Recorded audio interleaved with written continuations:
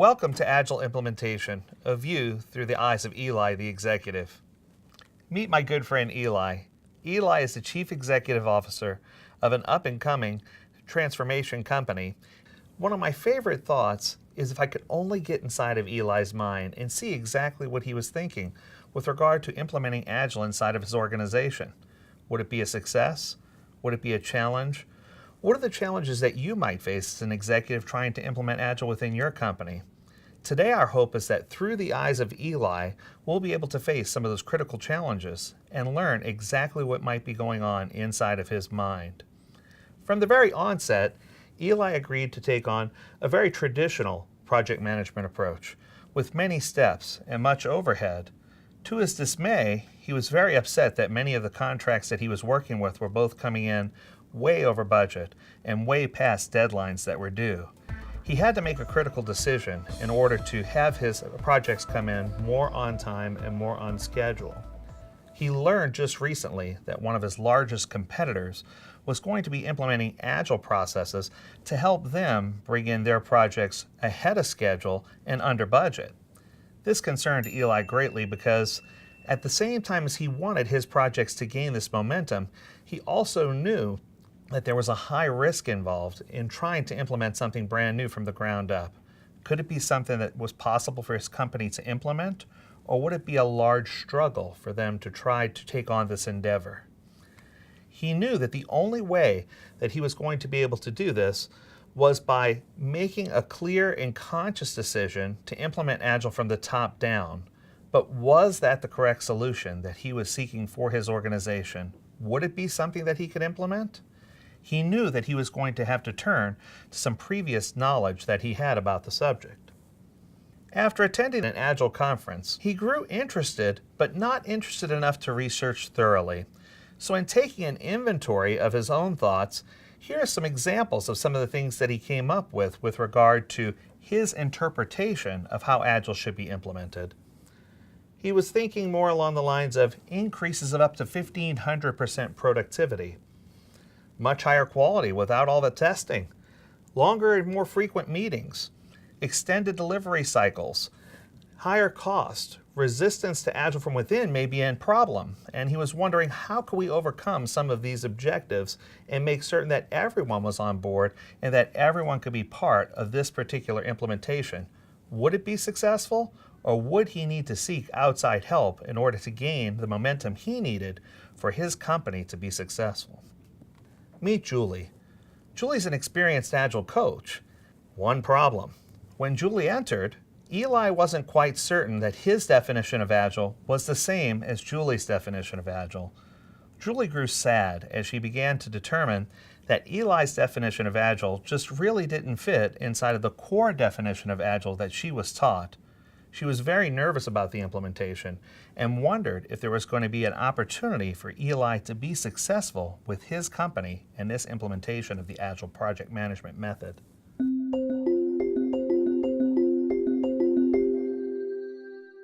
One might recognize that Agile does not mean that an organization will be creating an increased number of products or services. Agile means that we have an opportunity to optimize the number of products or services we're delivering. Often people quote and say, less is more. We need to be thoughtful about what we're producing, how we're producing it, and what the outcome might be to the end consumer. If we're constantly building unnecessary widgets or unnecessary bridges just to achieve a certain quota or number, we're going to quickly learn that Agile may not be the perfect approach for us. We need to make sure that we remain lean. Using this method allows us to solve a greater number of problems, create a greater number of solutions with far less effort than ever previously before. The tight budget problem. Every CEO faces this. Time is money. Everything that we deal with is money. How are we going to take on fewer projects and explain that it's still going to provide us with greater value? In most cases and situations, through my coaching experience with many CEOs, we quickly discover that the coach frequently asks the correct questions to the CEO, but the interpretation of those questions is often misled by the CEO's response. Here's an example. When we begin working on projects, one might think that taking on several different projects at the same time to determine which project would yield the highest return on investment may be a good approach. Unfortunately, what we've quickly discovered is that minimizing the number of projects in motion and only taking on projects in certain intervals provides us with a forward-thinking view in the Agile process. Taking on less, finishing early, and taking on more frequent projects is often a better approach than taking on a single project end to end. We should build on the winners, deliver early, and swarm to the next project as soon as we finish the first. Here's an example. In the first diagram, you'll see a 5-year timeline. According to the 5-year scale, we might begin all 5 of our projects on day 1. After beginning all 5 projects on day 1, we can quickly discover that at the end of year 4, we've successfully completed 4 of those projects and unfortunately deliver the 5th late. In this model, as you can see, with the same number of teams and the same number of people, whether you're doing 5 projects or 50, scaling is appropriate, you see that you still only return $0 in revenue. This model, unfortunately, is the model that many large organizations still face today as they attempt to scale and build more projects at once. What we found to be a better, more appropriate solution when implementing Agile is to determine which of the 5 projects would yield the highest earned value with regard to Agile revenue. So if you look at this example, we may start the first project right at the very beginning. At a year and a quarter in, we would complete that project, halfway in the second, etc. By doing this model, you would finish each project a bit earlier in the process and have some return on investment, as opposed to having 0 return on investment at the end. One might say, between the 2 options, you have a choice to hold out on everything and get something later, or potentially get something now and earn the rest later. Between those 2 options, it's certain that most chief executives would certainly lean towards the second model. Without doing complicated math, you might recognize that this yields 7.5 years of project revenue times the project model value for each one of these projects that are being delivered. I'd say that's quite a cost savings. When Julie took an opportunity to explain this model to Ely, Ely quickly discovered that this solution was definitely one that he wanted to consider. It was something that was worthwhile, something that he thought could work within his company, but he still had a lot of questions about higher quality, about increased productivity, about all the things that he had once learned that Agile was all about. In order for this to work, Julie would have to make certain that she could present a model or an example that would be functional for Ely to follow so that he could keep up and have a better understanding of exactly how this might help him bring products and services to market faster. The key to what we've learned so far is that we should focus more on outcome over output. If we focus more on outcome, what we will quickly discover is that meeting the end user's needs is far more important than creating a large number of widgets that may ultimately become unusable or may not even be warranted by the customer. It's a lot better in the end to end up with fewer project solutions, but ones that actually meet the needs of our end consumer. Next, we learned that fewer projects in motion are better. Sure, it's everyone's best idea to spin as many plates as possible, to create the largest number of things in motion that we possibly can. But unfortunately, what we quickly learn is that multitasking is just simply not a reality. We can only work on one thing at a time. I've had several examples where coaches have gone into organizations and have experimented with multitasking or with multiple projects. And what we quickly discover is that whether it's developers or whether it's frontline workers, that they quickly become disturbed with having to spend 23% on a single project or 40% on another project. What we find most often works for them is if they focus on one project through to completion and then begin the next. While this may sound superficial or artificial, in fact, studies have shown that following this model does yield both faster time to market and higher quality. The question then becomes, where do we stand? What do we do? If we had an opportunity to save money and cut costs by building simple prototypes, and by making sure that those prototypes yielded a quicker return on investment or a better return for the actual company, this should be our end goal. To try to find a solution, a short-term solution, quicker. But one might ask, how does that change with regard to project management? The answer is simple. One solution that we've come up with within several organizations that has worked quite well is a working prototype model. What this means is instead of trying to fund an entire project in one fell swoop, it becomes more beneficial for the organization to choose to fund a smaller prototype. An example, a proof of concept, a small return on investment that shows exactly what direction the organization may be facing in order to ensure that they're creating a product or service that meets the end consumer's needs or exceeds their needs. Time is actually something that's quite important. We should always remember to focus on delivery cycles that are frequent so that we have a frequent opportunity to inspect and adapt, to look at where we are, and to make decisions that in the long run will eventually save us money.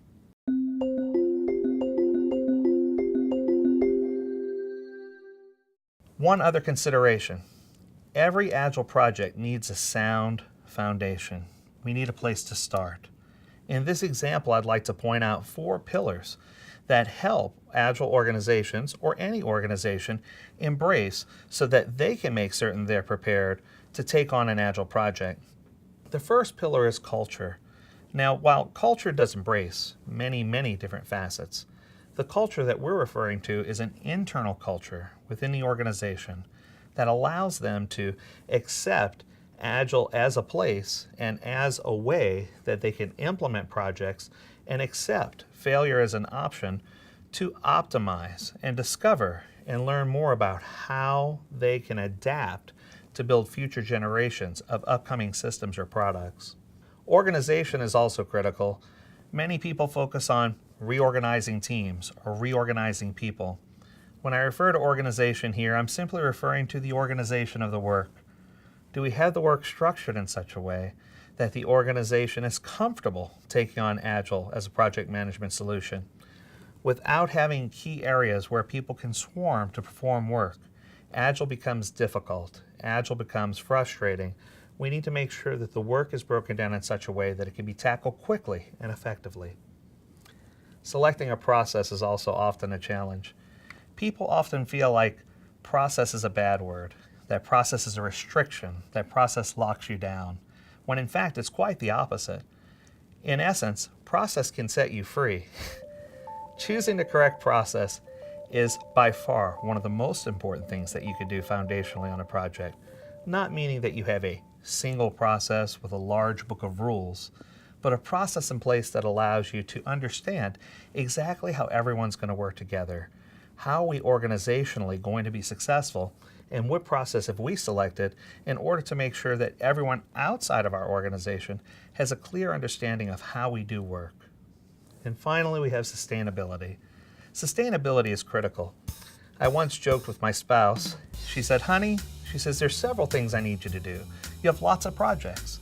I'd like for you to finish cleaning the garage, go play a ball game with the boys.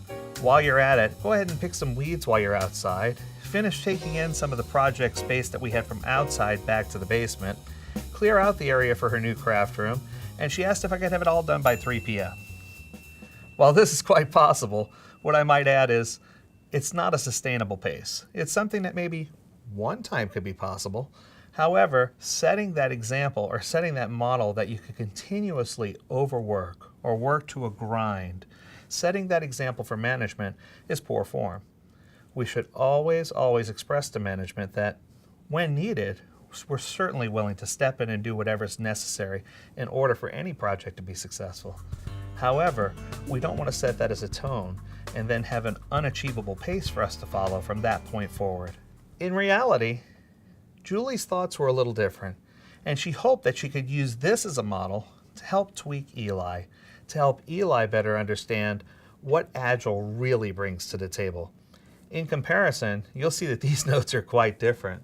For example, Agile sustains and teaches that you should have a predictable and sustainable productivity level, that you shouldn't try to constantly exceed or shouldn't try to constantly manipulate, that this level should be consistent, on time, and well focused. You should also have just the right amount of documentation.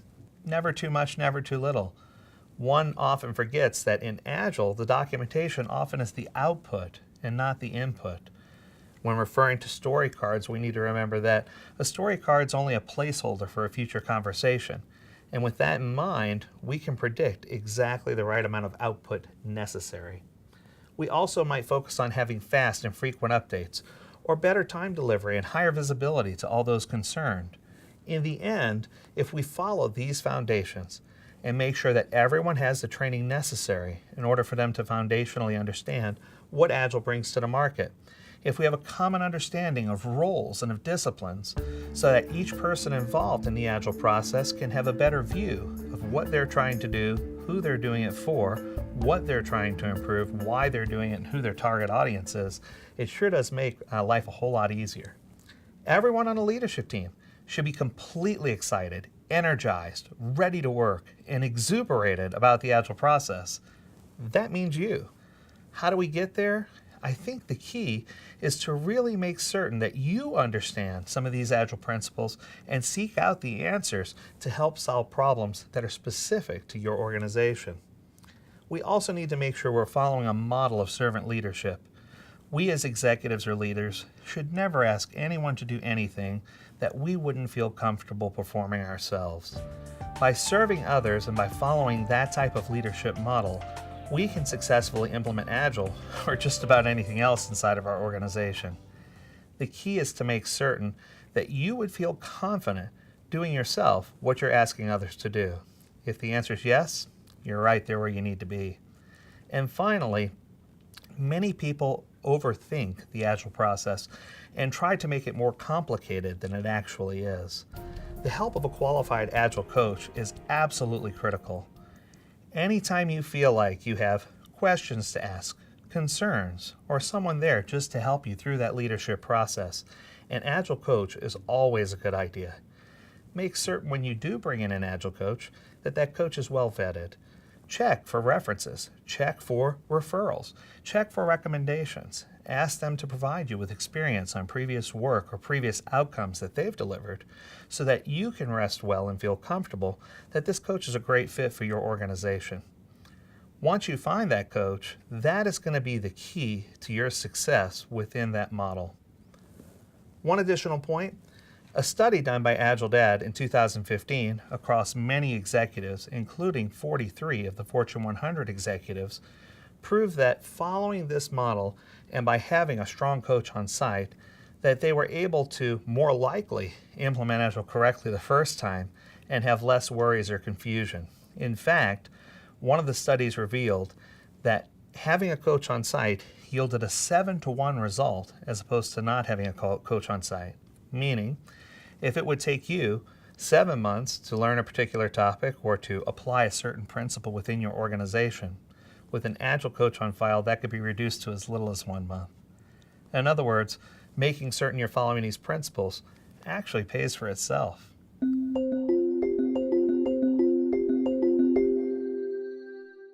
So the last and final key that I wanted to really focus on is our ability to do the well-balanced movement. What do I mean? There are 3 key focuses within the Agile movement. The first is to make sure we're doing the right thing, to make sure we're delivering something that matters and has value. The second is to do the thing right. We want to make certain that the people who are producing a working model, whether it's software, hardware, entertainment, we want to make sure that we're building the right solution that meets the most end consumers' needs. And finally, do it fast.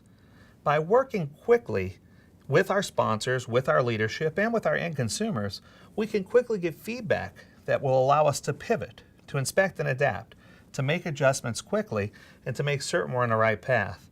Now, while these might sound familiar, there's a good reason why.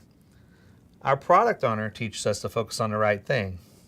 Our Agile team makes certain that they're doing the right thing. And our Agile coach or Scrum Master helps us focus on doing things fast. Our goal or key is to hit that sweet spot right there in the center. Now, one thing for thought is, what if we're only doing 2 of these things? What might happen? For example, what if we're trying to do the right thing and doing it very quickly?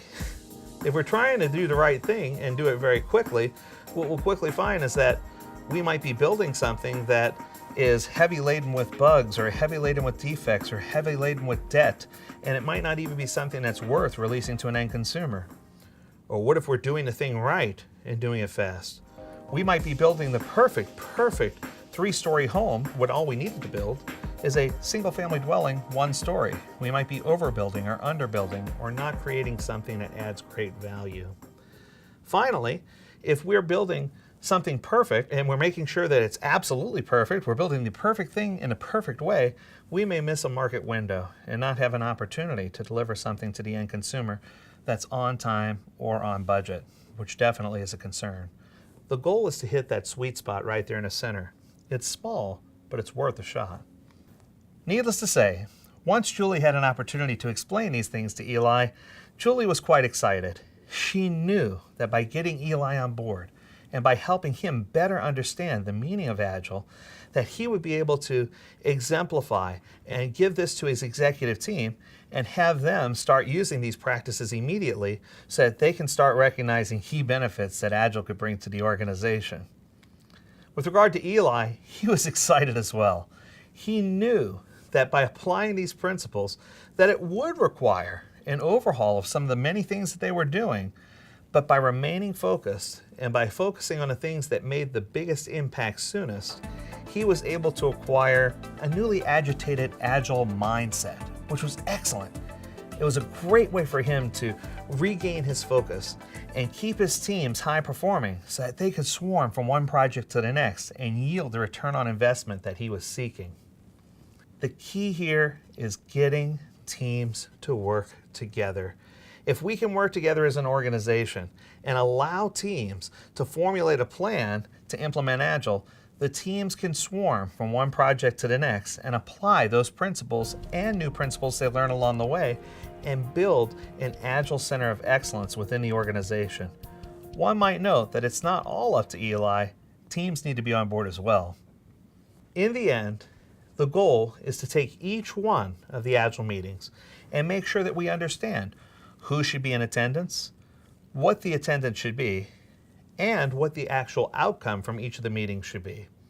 If we rely on any subset of these meetings, we may be missing critical pieces that would allow us to be successful in the end with regard to our output. For example, if we left out release planning, we may not have a proper release dashboard in place that would allow for executives and other leaders to see exactly what's going on.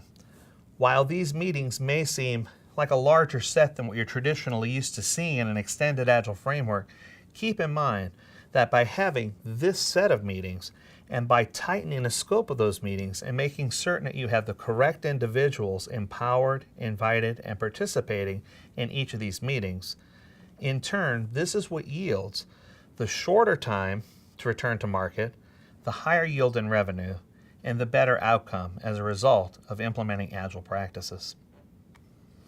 Ely now can stand tall as a witness to Agile and tell you firsthand that Agile did indeed work for his organization, although at first it was something that he may not have understood or may not have believed in.